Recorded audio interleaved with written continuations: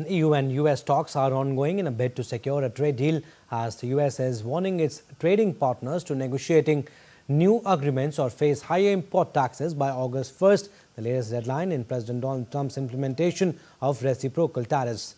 DW correspondent Thomas Sparrow joins me now from Berlin. Good to have you, Thomas. What is the EU strategy to deal with Donald Trump's tariffs? Well, you heard it there from Ursula von der Leyen, so the President of the European Commission, stressing that on the one hand, there are reciprocal measures at hand. They do not necessarily need to be implemented, but that comes hand in hand with negotiations with the US administration.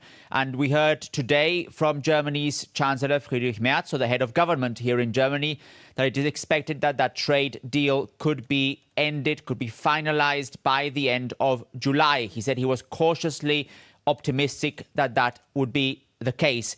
The goal from the European Union's perspective would be to reduce tariffs as much as possible, also maybe to get exemptions for specific parts of the economy. But obviously, what's important also from a European perspective is to make sure that the impact on European economies is as low as possible. In other words, that European economies can end up developing and building forward despite the agreement, despite potential tariffs.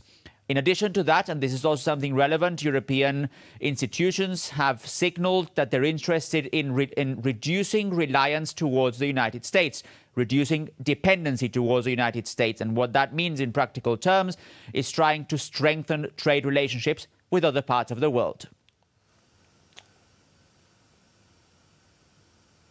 Also, how concerned are European leaders about the potential economic impact of these trade disputes? It's not only European leaders that are concerned, also European citizens are particularly concerned. Now, European leaders have signaled time and time again that they do not believe that tariffs, reciprocal tariffs in that case, are actually the way forward, especially for two countries or regions, the European Union and the United States, that actually have benefited in the past from free trade. So that is not something that they want to see. And they do not want to see that because there could also be concrete impacts of these tariffs conflicts on European citizens and especially on national economies. So European citizens are especially worried about possible price increase, job losses, problems when it comes to economic growth. So very concrete measures when it comes to the development of European economies. And that's the reason why there is concern. At the same time, obviously, there is hope that a deal can be agreed so as to reduce the potential negative impact of any tariffs that are imposed. All right, we'll leave it at that. Thanks for those updates, Thomas.